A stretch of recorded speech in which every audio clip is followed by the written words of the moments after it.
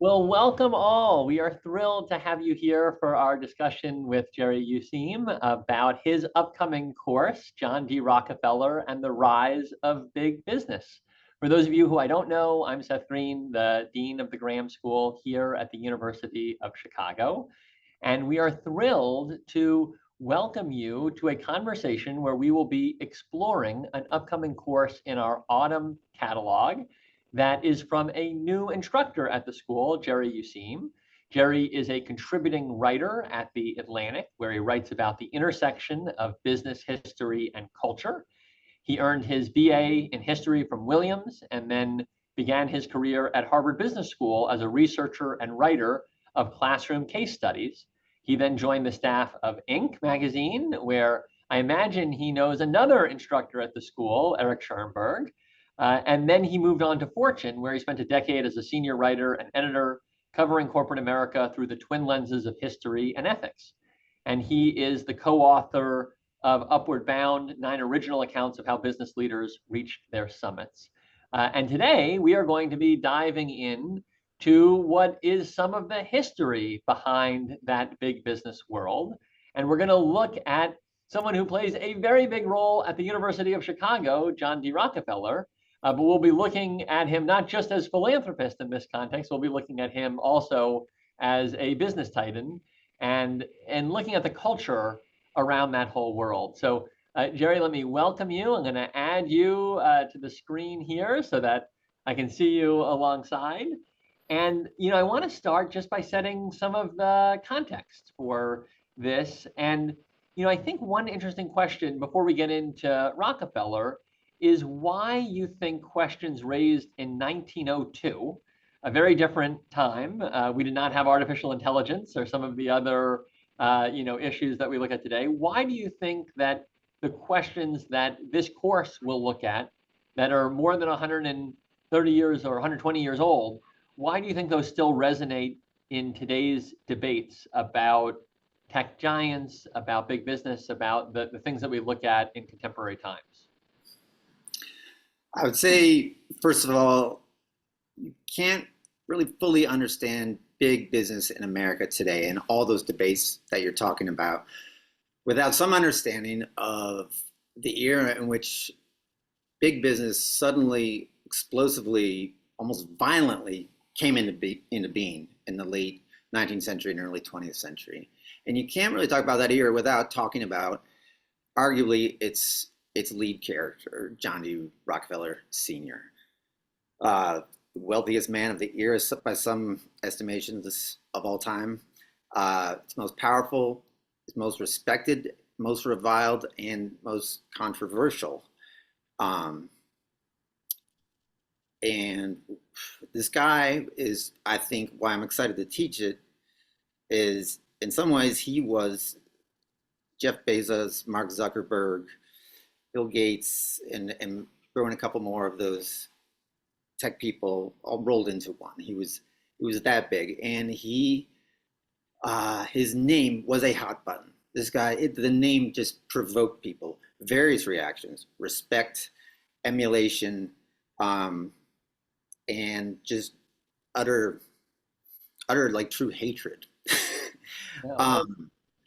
And It's for not hard reasons to that imagine we'll how get a into. billionaire tech founder could evoke many different reactions. Exactly. And why? Because he embodied this radical shift that had just come about in the American economic scene, which was these giant institutions had come into being that were now shaping the economic destinies of people. And it was a brand new world that people were struggling to make sense with. And this was sort of the beginning. This was sort of ground zero. Like any Big Bang event, what happened in the very early moments of that Big Bang kind of went a long way to determining the shape of the universe we live in now. And the world of big business we live in now is shaped by the early clashes between Rockefeller and his principal antagonists, who were journalists who did pioneering investigative work on him, and it was basically the origin, in some ways, it's it's basically the origin of these tensions that we're still living with, which is how big is too big? Who are big corporations accountable to, if anyone? What should a democracy, if anything, do to check or contain their power? Are the two sort of compatible with each other, and where do we draw the lines? So, in some ways, I've liked stepping into the past because you get to view the present from a different vantage point and see it hopefully more clearly. I also find it kind of weirdly reassuring that to read that, that times were absolutely chaotic and dumbfounding to people a century and a half ago, and that we're not the only ones facing a new unchanged world. And so that's why I'm excited about this class. Well, so now that you've made the case very compellingly for why this matters, let's dive into the subject matter itself. And maybe we can start with, can you paint a picture of Rockefeller's early background and what shaped him as a person? So he has a wild upbringing. He is the son of a true con man, a criminal con man, who went out and swindled people of their money, who would be gone for long periods of time. He'd come back dressed up like a prince, a kind of character out of Huck Finn. Then they'd run out of money and the family would be destitute. He was also a bigamist. He had a totally separate identity, a separate family. He had a actually live-in mistress as well. And John D. grew up around other half-sisters and half-siblings. So chronic instability was sort of the condition of Rockefeller's upbringing. He was also the product of a deeply religious mother who fell in love with this, by all accounts, very kind of raffish, charming snake oil salesman. And he's very much Harold, is it Harold Wilson from The Music Man? Yeah, yeah. He's moving around selling, actually in some cases, petroleum as cure-alls for things that aren't true. So he's equally the product of this sort of chaotic, wandering snake oil salesman, and grows up very much a church-going Baptist, an evangelical Baptist, with and his mother gives him a sense, which he seems to truly imbibe, of that there is a right and a wrong, and you don't want to be on the wrong side of that line, which sets up two very contradictory sides of this character that, yes. Right, that continue to play out. Well, let's go a little further into his life, because it sounds like he has a challenging, disruptive, and meaningful upbringing, and then ultimately comes into being this self-made man in the, at least, caricatured American ideal of what that looks like. Can you talk a little bit about that identity that he begins to Yeah. take on, how this past almost then shapes who he is Yes. known as, because he's known as being self-made in the context of that upbringing? And this is why we're going to rely a lot on the Ron Chernow biography of Rockefeller, in the 1990s, shortly before Hamilton. It was, unlike Hamilton, it was not made into a stage musical. Still awaiting the right writer. But it goes a long way to try to reconcile these two sides of him and explain how they were a coherent whole, at least to Rockefeller himself. And basically, he makes the case that Rockefeller is trying to outrun the chronic instability and disorder and unpredictability and kind of stain of illegitimacy that's attached to his family by bringing order, predictability, all those things, not only to his life, but to the industry that he gets into, and which is brand new, and which is, in fact, in its infancy, a completely messy, physically, environmentally, socially disruptive thing. You read about in Western Pennsylvania, there was oil discovered, it's turning valleys black with oil. There are people diving in and just just zillions of competitors driving each other out of business, and fortunes are made, fortunes are being lost, and it's wildly unstable. And Rockefeller decides that everyone would be better off if all this were more orderly and regular, and without, instead of competition, if there was, in fact, instead what he called cooperation. Um, and one of the interesting things about Rockefeller is that he's sort of an avatar of sort of free enterprise and competition. Is that he believed competition was actually not good. So he believed the way to do this was to bring in all the doings of this industry, the extraction of the petroleum, the refining, the distribution, under the control of one entity, controlled by him, which in some ways he saw himself as sort of God's chosen representative to do this. And that's maybe overstating the case, but in his mind anyway, these were not and ironically, he did it by means that were drew scathing criticism as being all the things that his father was. That he did it by doing these secret rebates with the railroads, that he drove honest men out of business by, through illicit means, anti-competitive practices, that he was a liar, that he wasn't a fair, didn't play fairly, and a lot of his life, and this very much like wounded him. I mean, truly wounded him. It was intolerable to him to be painted in that light, and he spent a lot of his life trying to refute that claim, but also trying to, establish a different legacy. And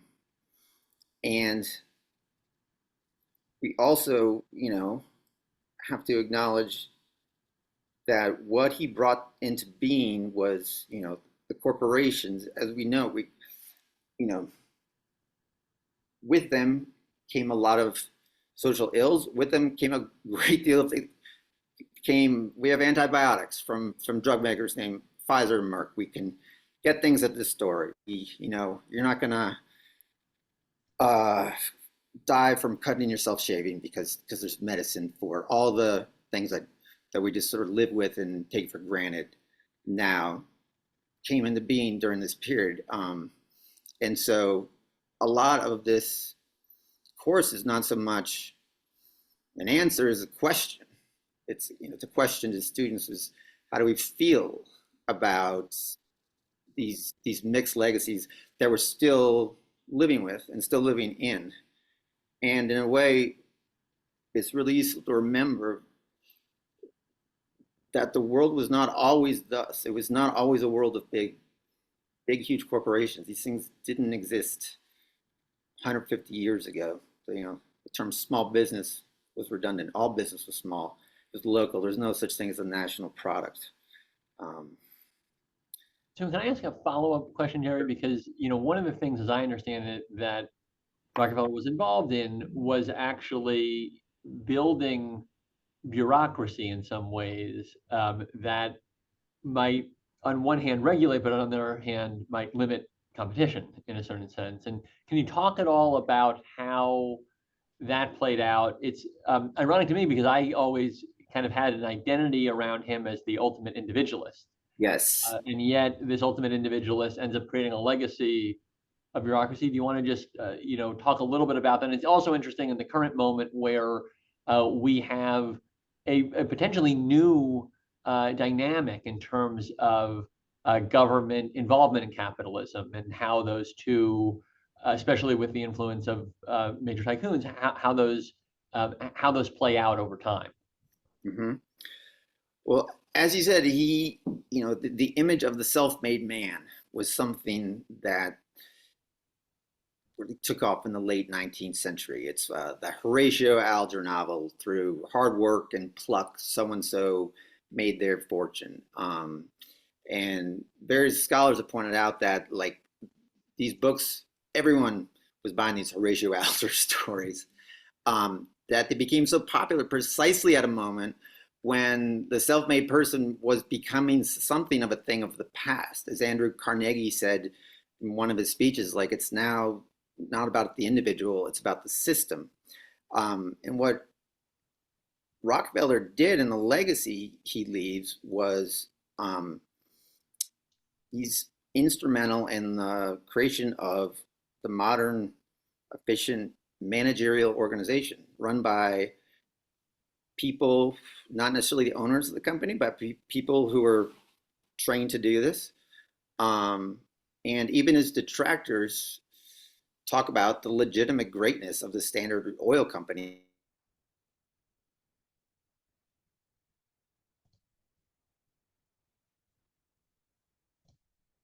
Power to see how the future was going to be, to bring forth new types of institutions that were going to be needed to do that. But it's ironic that this kind of avatar of the self-made man leaves this. He and his contemporaries leave a legacy in which it's less about the individual. As one business historian said, the first organizational chart appears around this time at the Erie Railroad, which actually looms large in the Rockefeller story. Before this, people had jobs, and now with these organizational charts, it was the jobs that had the people. That the box division superintendent, Atlantic region, is going to be filled, if not by someone, then by someone else. And this was a totally different way of kind of looking at economic opportunity being defined kind of from above. So I want to talk briefly, at least, about the U Chicago connection. Can you elaborate on Rockefeller's relationship with our university and what you think this reveals about his character and motivations? Well, maybe it's because I'm from the East Coast and not from here originally, but it was not until I read Titan that I even knew Rockefeller had any connection to the University of Chicago. And the first thing that struck me is, why isn't his name on it? Leland Stanford, Vanderbilt, Duke of American Tobacco, Carnegie and Mellon, they all have their names affixed to the various universities and schools they founded. Rockefeller's name does not appear on the University of Chicago, and I think why it doesn't is actually an interesting question, and I'm actually been in touch with the university archives to try to get some light shed on this. On the one hand, it's very consistent with he was a true believer in giving away your money, giving away your wealth. He gave gave most of his wealth away. He not only left the University of Chicago, he founded Spelman College, historically black college. That is named actually for his wife, whose family was ardent abolitionists.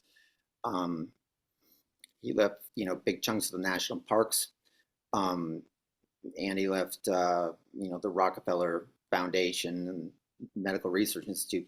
But he took a particular, real, truly personal interest in the University of Chicago, and his correspondence with William Rainey Harper are very extensive. He had very and the class is going to get deeply into sort of why he wanted a university here, geographically, what he saw it doing, and there is, I think in Rockefeller's mind, Chernow makes the argument that there was sort of this moral ledger equivalent of, like, there's an act of I did this, but then I did this good thing, and these two things outweigh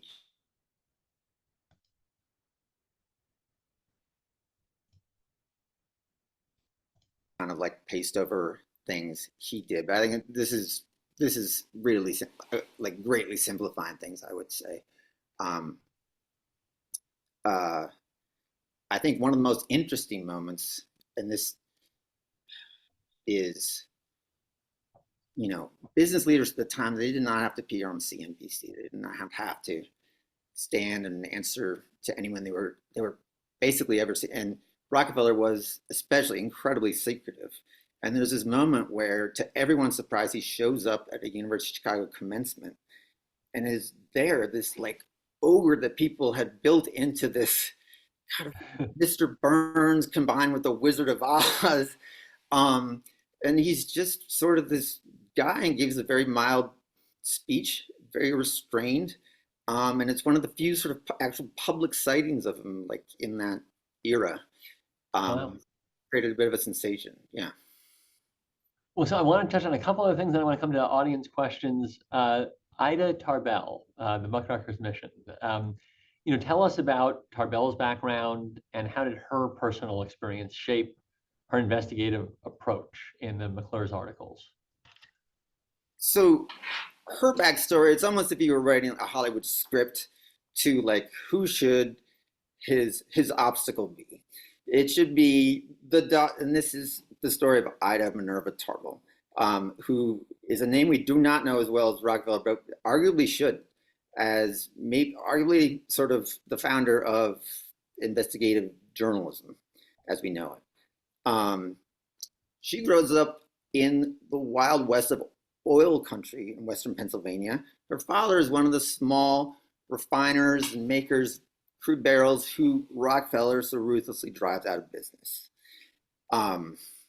And this makes a huge impression on her, that her dad was this happy man. And, as of, we're going to use her autobiography, which is a great piece of writing fairly extensively. She talks about her father being this merry man, and suddenly the merriment was gone. There was no more music at night, that there was this scheme that he was being crushed by the octopus that was standard. So she had an axe to grind. And she goes to college, works in the women's suffragette movement, becomes part of what the progressive era is remembered as a muckraker, but what made her series, which appeared in McClure's magazine over a period of 2 years, so groundbreaking and really kind of standing the test of the time, is that unlike some of her contemporaries, there was not who relied on a lot of bombast and rhetorical device to just knock this tighten or that tighten. She spent years getting her hands on documents and getting a documentary case. And this was really new at the time, where sort of opinionizing was kind of more the MO of the day. She wanted to actually get to the bottom of these very complicated and deliberately complicated things, these schemes that Rockefeller had set up, different organizations. It's very dramatic. She ends up with effectively like a deep throat inside Standard Oil. She's been secretly ushered into its headquarters, 26 Broadway, which is this very imposing place, secretly meeting with a high up executive. And bear in mind, this is before the dawn. The notion of public relations or corporate PR doesn't exist yet. So this is arguably like sort of the first sort of exhibit A, the beginnings of sort of the press interacting with corporations in a meaningful way. She sits down with Rockefeller, and ultimately it's her series that leads to the government bringing a suit against Standard Oil that leads to its breakup into 39 different companies in 1911. Can we just talk about her for a moment? Because I know you're introducing this big story on business in the course that continues to this day. You're also introducing a theme of investigative journalism that also echoes today. Do you want to just talk a little bit about the investigative techniques that she pioneers in this example that we still see in journalism to this day? Yeah, she's very detailed. I've been riveted and kind of reading the story sort of behind how she got the story. Her techniques would be very recognizable to someone who's done investigative work today, which is you don't trot right in and ask for an interview. You slowly, you work from the periphery outside. You get lots of people talking. eventually word gets back to the source and they get nervous that the story is being done without their consent, and then they invite you in. Um, she knew how to do this perfectly. She worked a very, it was the methodicalness with which she worked, that she did not go for the easy gotcha moment. And when she found someone telling her something she knew to be, actually factually untrue, she didn't pull the Mike Wallace and say, "Well, that's a lie, sir." She knew to kind of get the person on the record, and this is how investigative journalism is still done. And then we're going to circle back and say to them later, it's like, well, we have evidence showing that that is not the case. Um, so, in terms of building, she almost brought like sort of a lawyerly, legalistic sort of assembling the case, showing your work, and her series at times becomes like challenging to read, and then it's dense. It gets into these legalities, but I think the you know follow the money, all the things from you hear from the annals of investigative journalism in the 20th century can kind of be traced directly back to Tarbell and her techniques.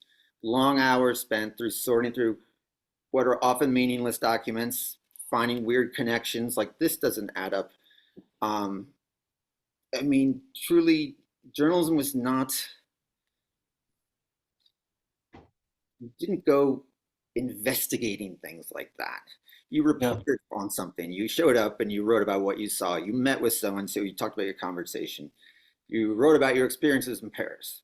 You didn't try to, you know, gather reams and reams and reams of documents, methodically go through them. I mean, some of her techniques were brilliant too. She knew she needed people who could track down documents for her, who just loved the thrill of the hunt. And she would often hire like 3 different guys in Cleveland, say, you could find this. And they'd all find the piece of information she wanted. But she picked the one who seemed the most just animated to be like, I'm so excited about what I found, and check this out. Well, so I want to get to some of the so what, Jerry, in terms of legacy and lessons. But before we come there, I just want to hear how you structure the course a little bit, because you've introduced that Chernow's Titan will be a kind of anchor text, and then you have these McClure's articles that are written by Ida Tarbell. Can you talk about how you weave those together in the syllabus and kind of your vision for pedagogically how you go through this material? Yeah. So, biography has its limitations, and it leaves you at the mercy of chronology. And chronology is important, but it can lead to, this happened and that happened thing. And we want to be able to talk thematically in some ways. So we're going to read it more or less chronologically, but at times jumping around a bit, so that we can have a class that talks about philanthropic angle specifically.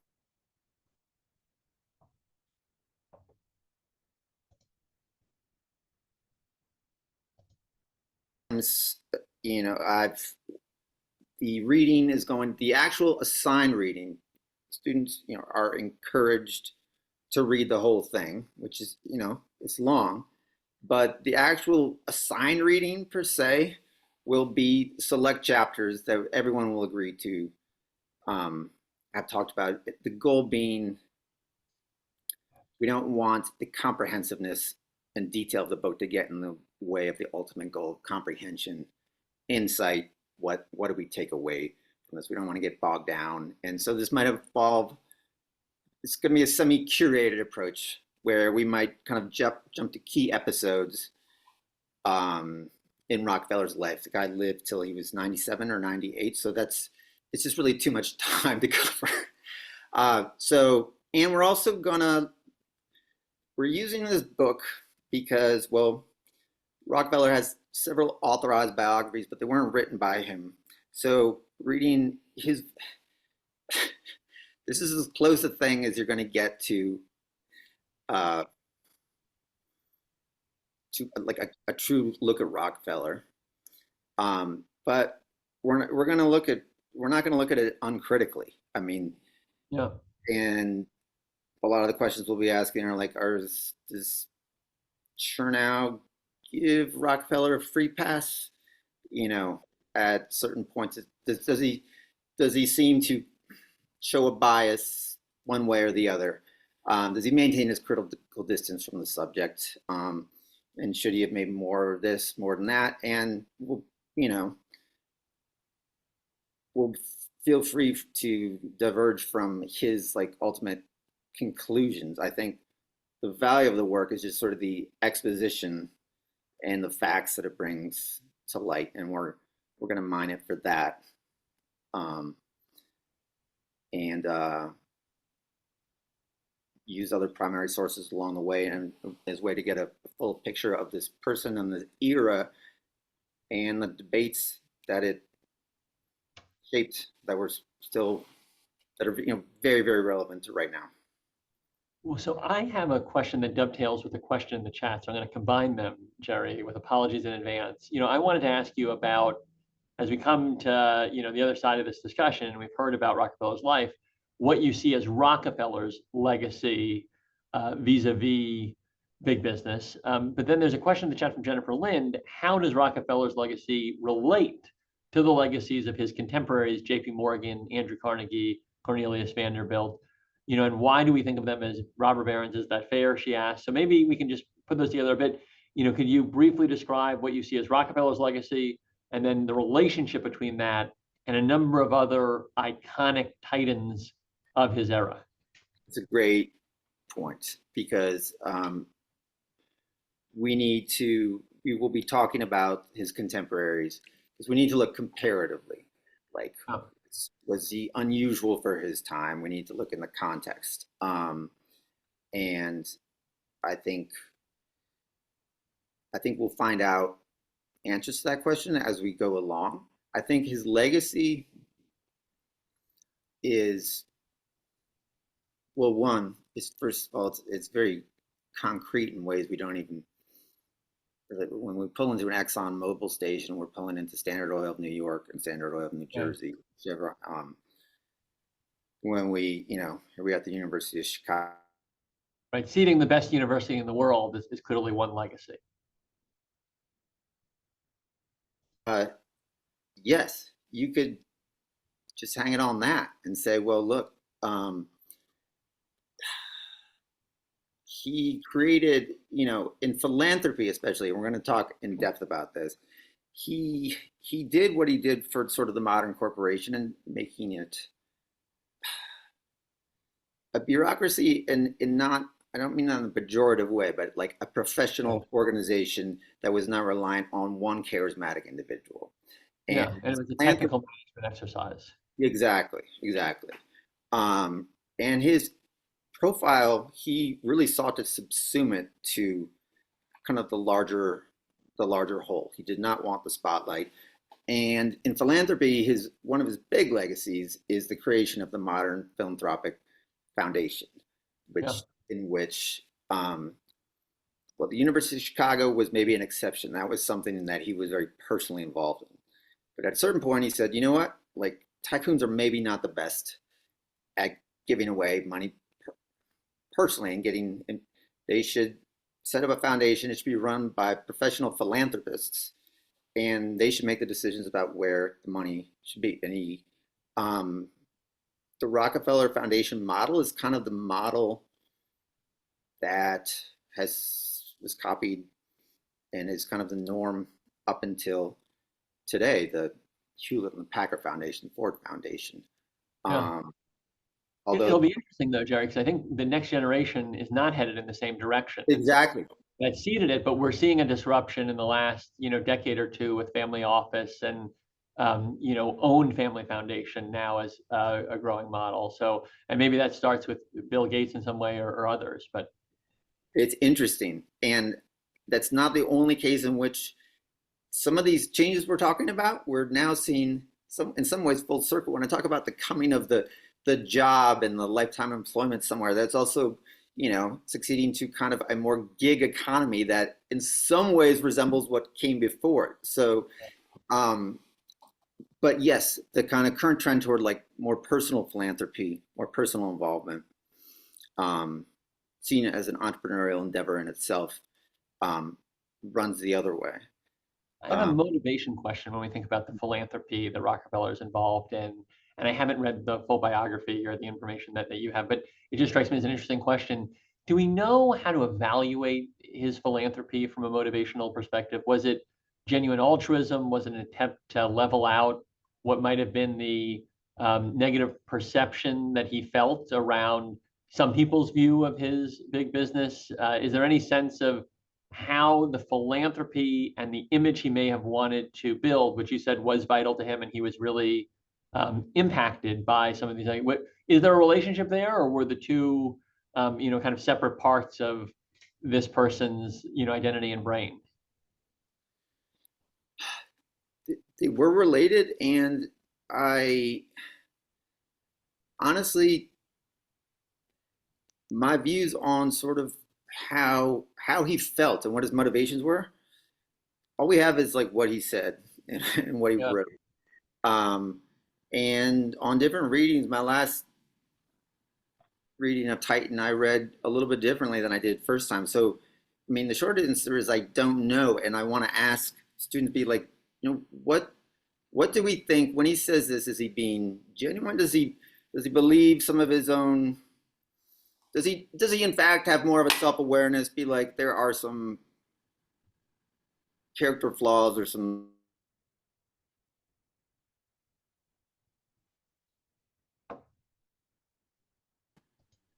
motivationally. um I think that's actually one of the big questions that we're going to. Chernow does have kind of a take there, and we're not going to like take Chernow's take at face value. So we've got a couple more questions in the chat we want to get to. Achilles says, "What was Rockefeller's most distinctive leadership skill in your view?" Hmm. It's funny. I asked Ron Chernow this question like shortly after the book came out, and he said it was his ability to subsume his personality to that of the people around him. That Hmm. at board meetings, he would let other people preside. He would kind of sit on a sofa often with his feet up and occasionally make, sometimes with his eyes closed, and occasionally make a comment um, or two, but was not in person sort of the uh, dictatorial, authoritarian. He exercised huge authority. It's almost his leadership skill. I'd say it was his quietness. Yeah. It was the opposite of the bombastic business leader that was all about me, me, me. In a lot of ways, he didn't want to be seen or known. Um, and I think that's a pretty good answer. Can we talk about his faith a little bit? Jennifer Lynn points out in the chat he was raised by a devout Baptist mother, as you mentioned. How did faith inform his philanthropy and his life's work? And maybe we can talk about family as well, because it's interesting now. There have been many generations after him. They remain a family, very much involved in the world. You had kids of his that were governors and senators. You continue to have family members that are real leaders in philanthropy and investing in other areas. So I'm curious to talk about faith and family and how both shaped him. Um, I think faith was just, first of all, it was just in this era. It was a kind of ubiquitous feature of American life. People talked about their their faith as it related to their everyday doings much more fluidly and naturally than people might do today, where you're like, oh, what is suddenly they're talking about religion here. Um, so it was part and parcel of his belief system. Tarbell, incidentally, was also raised very religious and was always thinking about, do my actions, my methods square with sort of what we're taught. Um, Yeah. I think I mean, the family's been fairly consistent, I would say, in, as you say, it's continued to be a force philanthropically. There was a time where, yes, David Rockefeller was running Chase Bank. Nelson was governor of New York. There was Winthrop. There was Rockefellers were like still quite in charge. We'll look especially at the kind of interesting personality. It was John Jr., who was very different from his father, a very kind of sensitive soul, made some blunders in business and some bad ones, and decided, this is not really for me. Like I Hmm. want to be a philanthropist. I want to do things. And he, like his dad, was fairly self-effacing. His name was put on Rockefeller Center at like over his strenuous objections, because of the depression hit, and they were worried no one was going to there. So he said, "Fine, you can use the Rockefeller name, but I'd really rather call it Metropolitan Center." So we'll look at some how the family's been really interesting in how it's looked upon. It is not necessarily agreed upon its own past. Oh, Right, right, right. Yeah, no, and they yes, were when they yeah, first decarbonize and do some of those exactly, things, exactly, were yes, directly trying to part ways with the Standard Oil history, arguably. yes, yes, and I think that's actually an important part of it. And yeah, we're gonna um, we're gonna look at the Rockefeller families. This will be in the background, and we will, it actually might be a way something to bring up near the beginning of the course, being like, so the Rockefeller family today stands for these things. So before we go back in time, let's talk about these things and then come back to it at the end. Um, but yeah, that's a great point. He was the founder, the big person, but he was also the founder of a family that continues to wield influence. Well, we are at time, which is unfortunate, Jerry, because there is a wealth of knowledge that you bring to the table on this subject. And I know you also bring, decades of journalism in this area. And so that will, I'm sure, interweave with a lot of the themes in the course. I will just say that I'm excited about this course as we finish and look forward to your first time teaching at the Graham School. And I'm grateful that you chose us as an intellectual home to do so. So thanks for conversation today and look forward to having you in the classroom with us in just 2 more weeks here. Well, thank you so much for having me and for giving me that platform to do that. Um, like I said, I'm really excited to. This is a topic that really animates me, and in a lot of ways, it's quite it's quite cinematic at times in a way that makes it just kind of like a rollicking good story, as well Yeah, as we talked about. bringing together cinema, big ideas, and contemporary insight, a rare and wonderful opportunity. Thank you again, and thank you all for joining us. Have a good day.